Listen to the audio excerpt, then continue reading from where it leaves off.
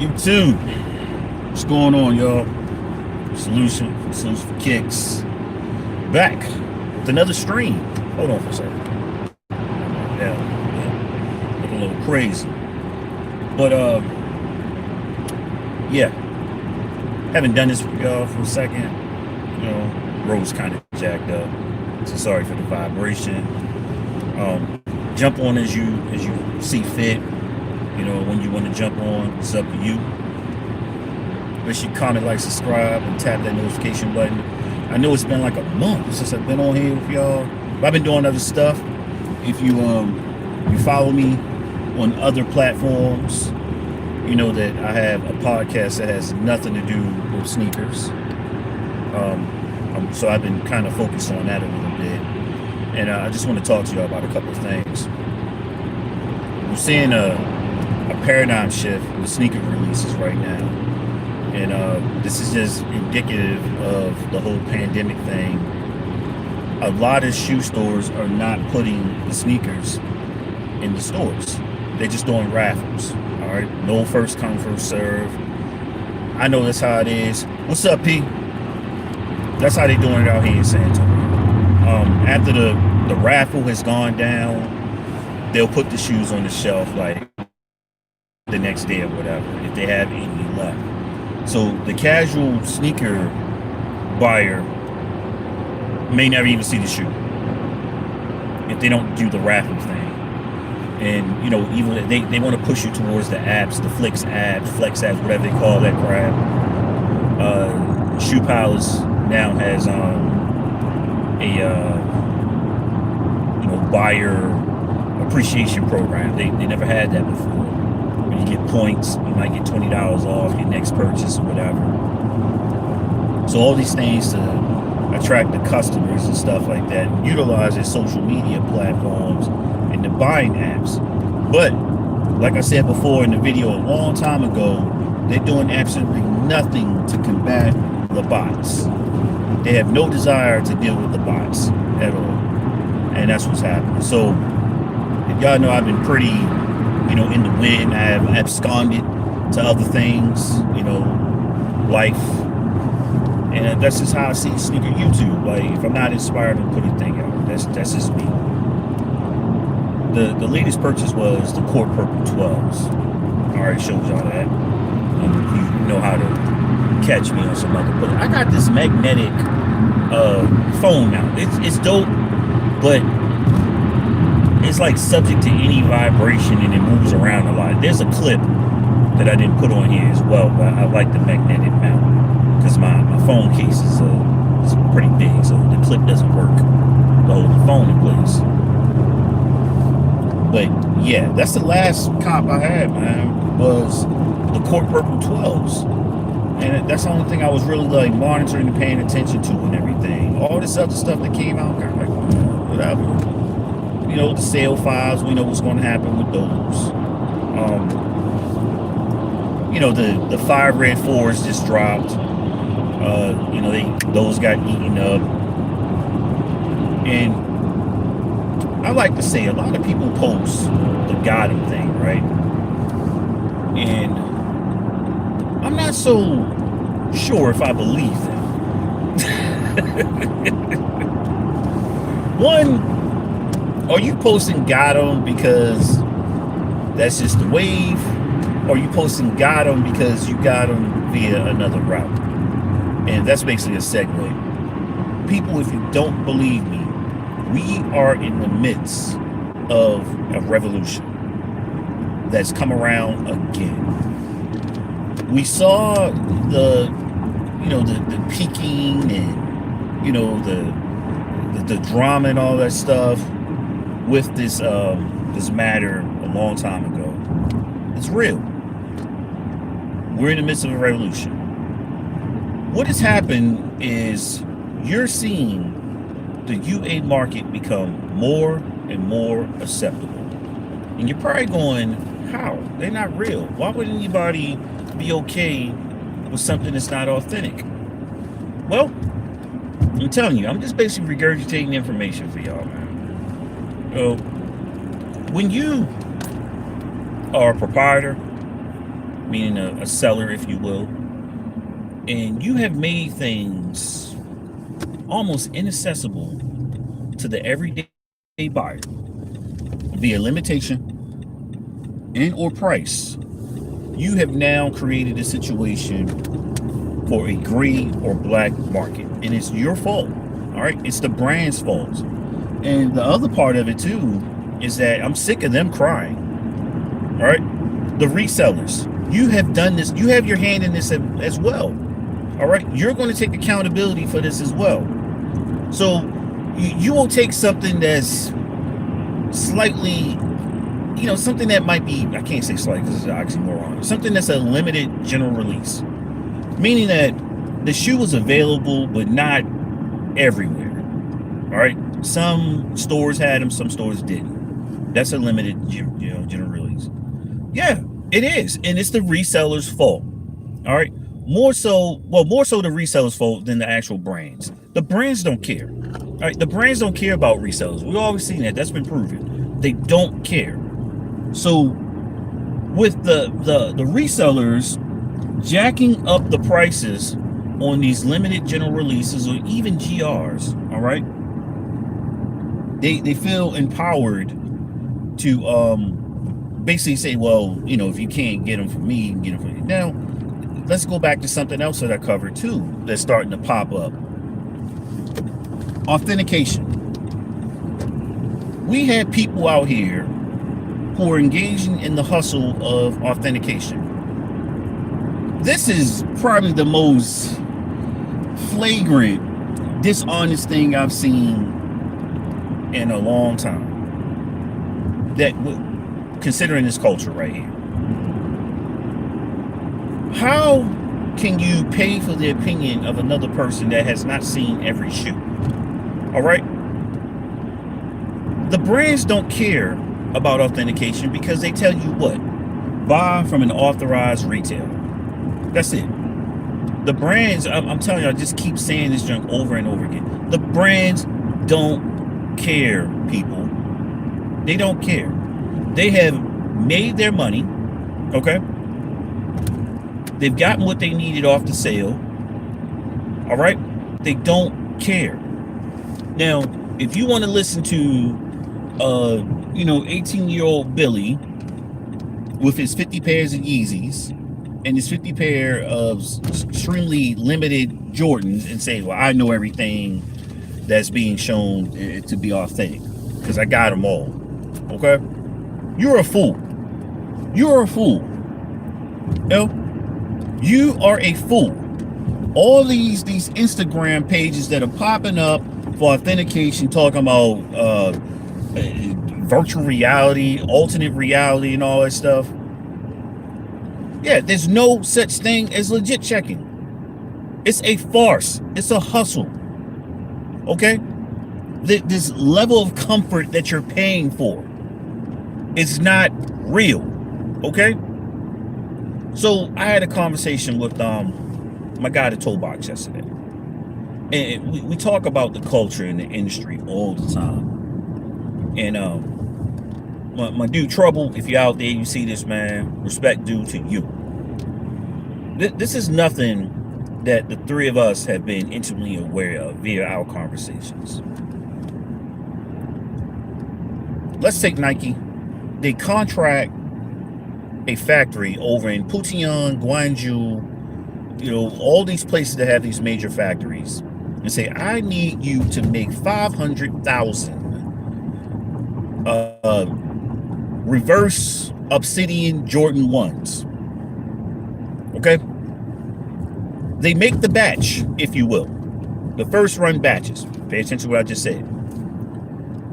Nike sends a QA QC person over there. Or maybe that person's already assigned to China for corporate reasons. Corporate headquarters China, if it exists. I'm not looking that up, but just follow me. Anybody that makes anything that's being mass produced will have a quality assurance, quality check person. Okay? And I actually gave y'all a little Easter egg about this video. On one of my social media accounts, I told you all that I used to do a certain job, certified welder, vehicle body repair. For 3 years, I did that job. At one point, I had gotten so good at that job that I no longer welded. You know what I did?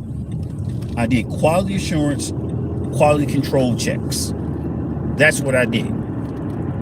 I was the person that went to see if the quality work was up to standard to be released.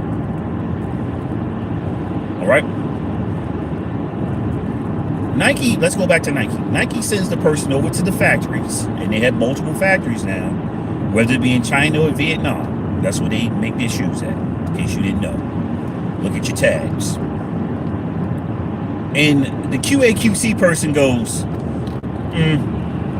this is not what we asked for with the mock-up. All right, there's flaws, or the model, well, the particular batch that they had, it doesn't look like the model that they have.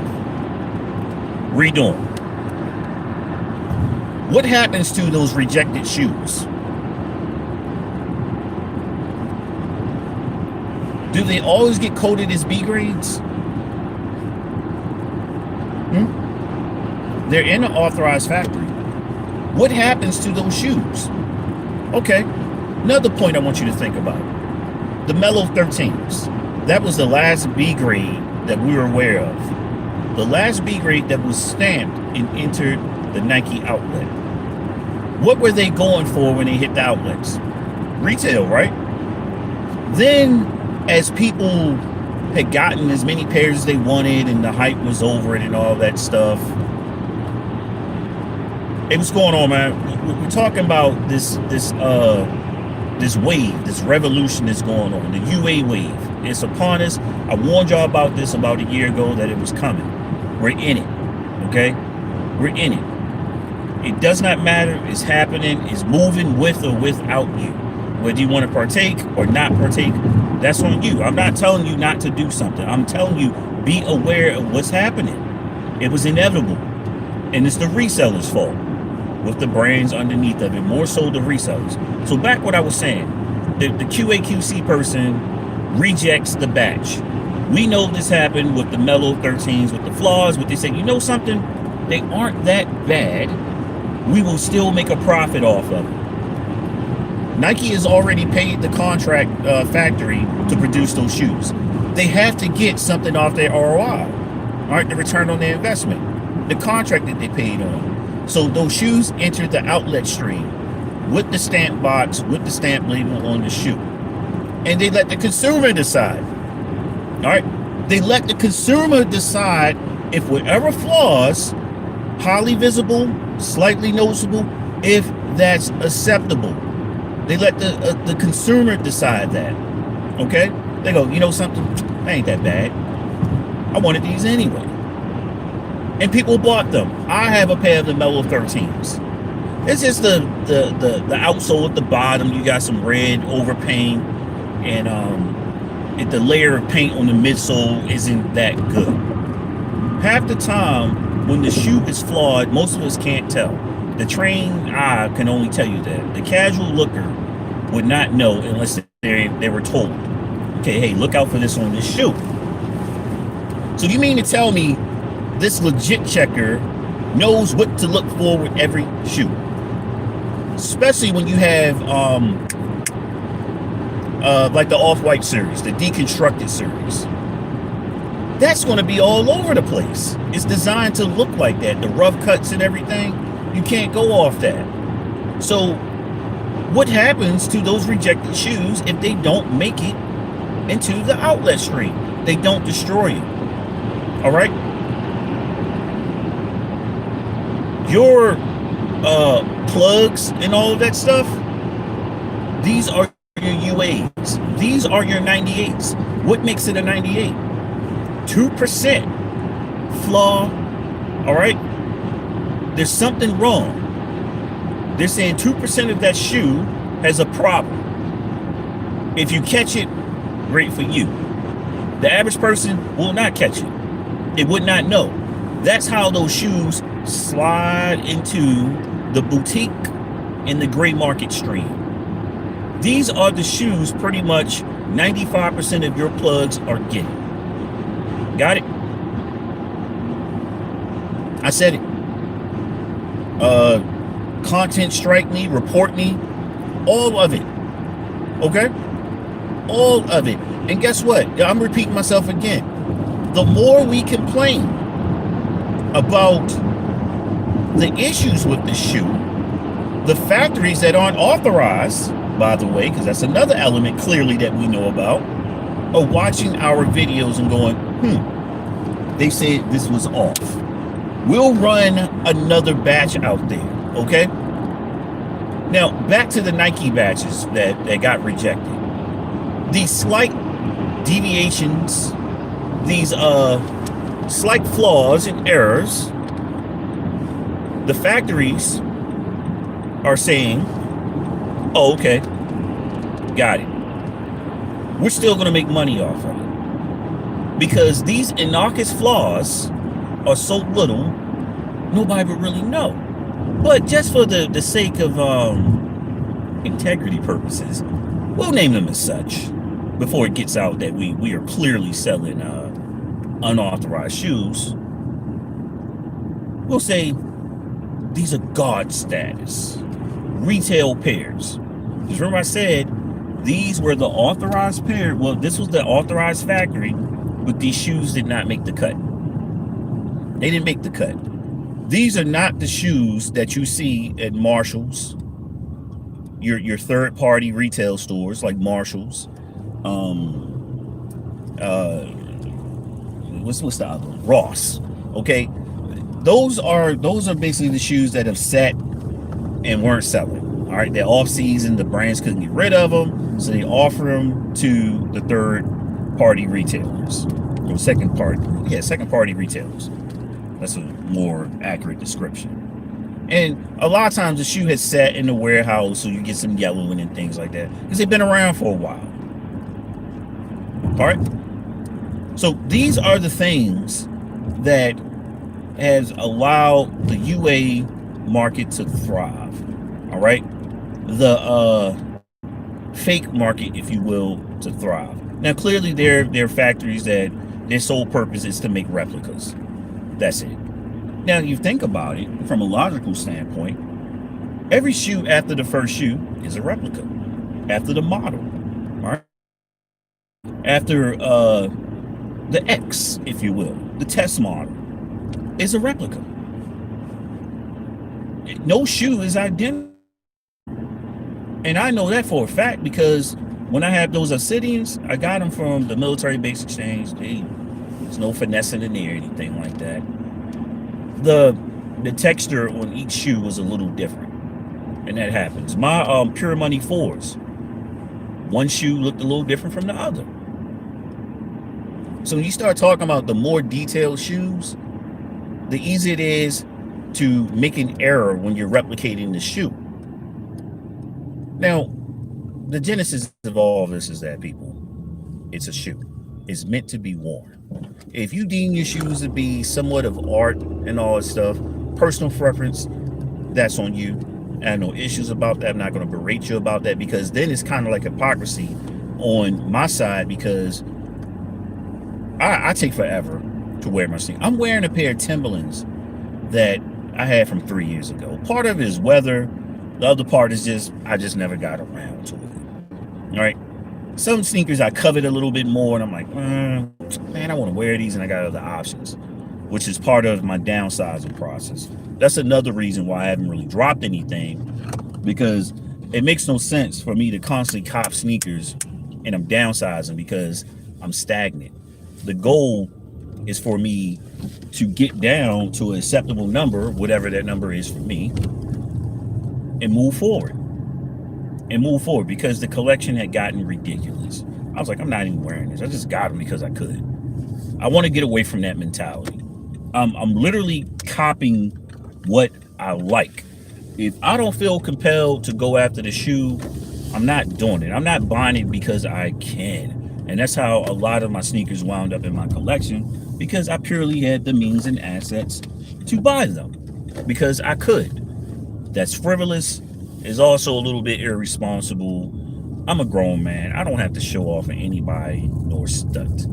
Okay? Long as it's of good quality and I'm happy with it and it matches whatever I have in my collection, I'm cool with that. Okay? I am cool with that. So, I another thing too I'm going to put out.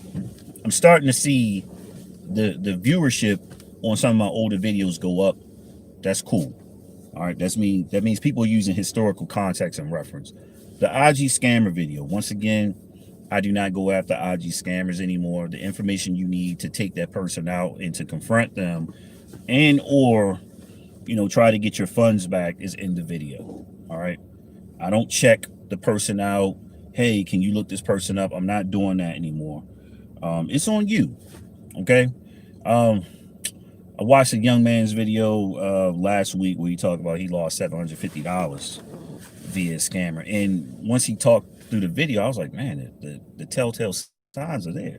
But that's the difference between a person experienced in life and has confronted scammers versus someone who simply just wants to buy something they really wanted and they aren't as experienced in life. So, no diss to the young man. I told him, like, hey, the telltale signs were there. If they're using a platform, a payment platform that's not conducive to you challenging the purchase when you found out you've been duped, don't use it. All right? Don't use it.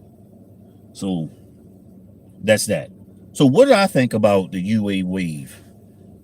Y'all know my saying. It's your money. I don't care. Okay? The problem occurs is when you buy that shoe and you try to profit off the shoe and you know where it came from. So when people question you and come for your head, you earned it. All right. You knew you did not get that. You didn't get that shoe the right way. All right. You got it via nefarious means and purposes. So it's kind of like you could buy something and use it, but you better not sell it. And you know what I'm talking about. All right. They typically don't go after if you bought something, but once you start selling it, there's a problem. All right. Because it's not regulated. So I leave it at that. Okay. We don't want to go down that rabbit hole, but you know what I'm talking about. All right. But, Trollmageddon, he has a series fund with UAs. And he pretty much lays it out. He said a lot of things I've said over time. Resellers, you've done this to yourselves, okay? And that's not me dissing you. If you're doing things the right way, you're on the up and up, so be it. There's a market for you. That's why you exist. If your prices are fair, that's fine. But if your sole purpose is to bot up everything so you can sell and nobody gets a chance, that's not your fault either. That's the brands, where they haven't done anything in their IT infrastructure to combat that. All right. So it's you got to have some kind of authentication process to prevent the bots from getting in there. Some verification process where you can't do it. Okay. Like, I have access to bots. I just don't want to do that. All right. I don't want to get it would be for personal use anyway if I did that. But it's just, why should I pay you all this money? That's my thing. It's not that serious to me. That's how I see it. But the UA market is there because the resellers have made the environment rich for that. That's all it is. All right. Own it. All right. Like I think he talked about the Black Toe Union Jordan 1s. Why would somebody spend $1,100 on a sneaker, just because, to some reseller? I mean, value gets placed on an item because the people determine its value. Other than that, like gold, for instance, the indigenous people of different parts of the world just saw it as something ornamental. It was there. They used it for such. The people that came from other places and said, oh, this has value. And because of the scarcity of it, that's why. limitation. So they place the monetary value on that. Well, if it's just there, it doesn't matter. All right. It doesn't matter. The fact that money is just killing a culture is horrific. I mean, it turns my stomach that this is where we are with this and everything. But you know, you got young men and women out there making their own way, doing it the right way. I'm cool with that. But the other part is that because the casual sneaker purchases, they can't get their shoes. You know, it's not fair. You know, and that's my problem with this. It's not fair. I don't like the unfair part of it. That you know, 17-year-old, you know, Jenny, 18-year-old Billy that wants the Jordan Mocha ones can't go into a store and get the shoe because the stores, they don't care. All right, you buy them up, you got the money, they don't care. Or they're backdooring, which is still occurring and all that stuff. They don't care. So this is why we have the UA market. All right. If you're in high school and you're doing the inventory, you know, looking at somebody's shoes and trying to pull their pants leg up, you get your jaw rocked back in my day for doing stuff like that. All right, this is a different generation we're dealing with right here. I don't care what another person has on their feet. All right, now if it's cold outside, it's rainy, and they're barefoot, I'm concerned. I'm like, what's going on with that? Maybe I can help that person out. Okay?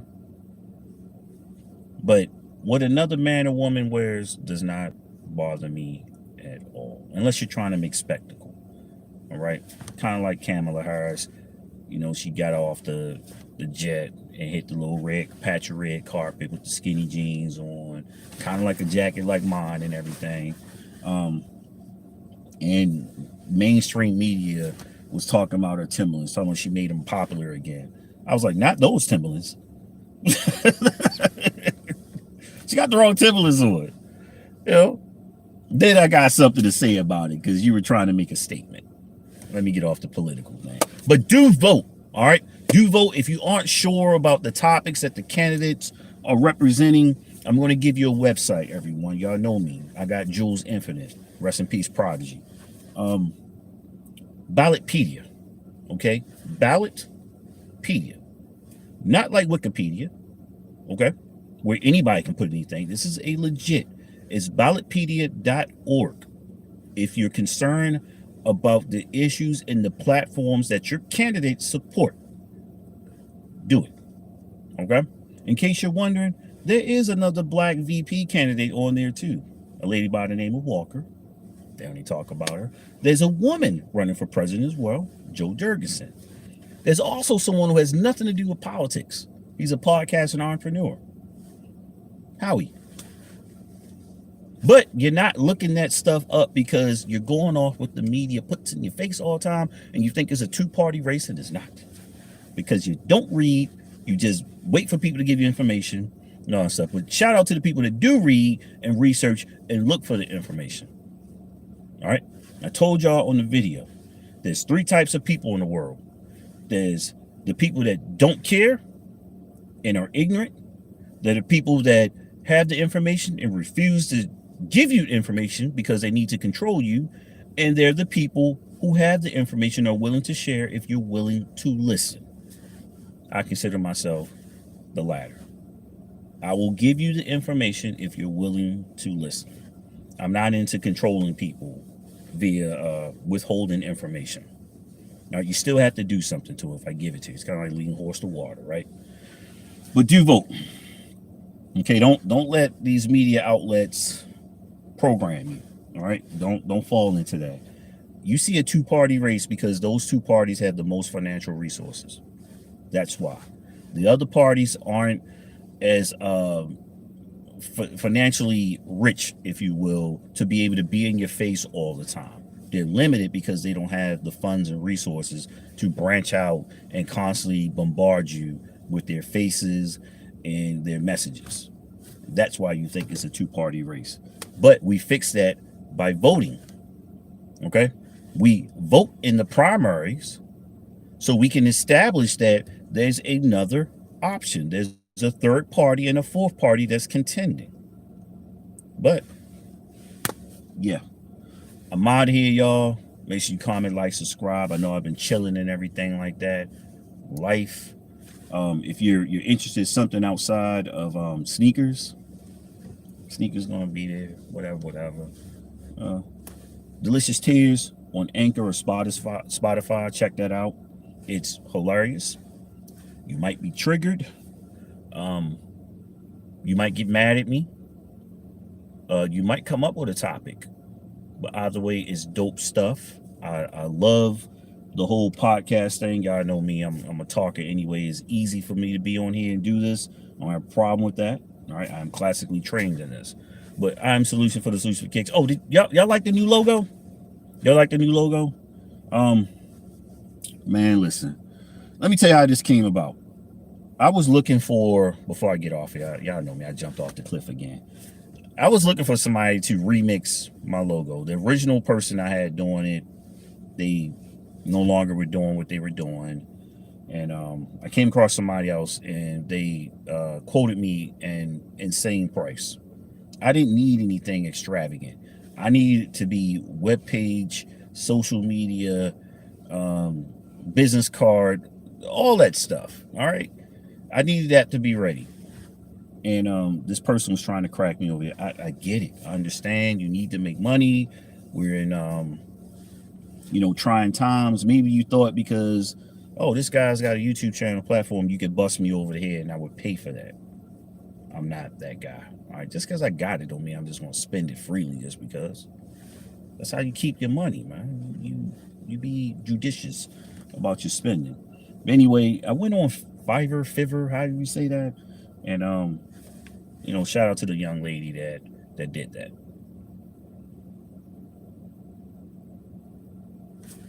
Fiverr. All right, if I'm saying it right, Fiverr, Fiverr. That's what I went on. And depending on your style, you just peruse that and all that stuff. I had someone do one for the YouTube channel. I had one to do one for me for my podcast. And if you don't like what they're doing, they got revisions and all that stuff. And they got it back to me in a day. All right, yeah, that. I don't know if it's an E on it. I think it's just Fiverr. Okay? But yeah, depending on how you want it. Okay, good, dope. That's what I did. And both of those items cost me $27.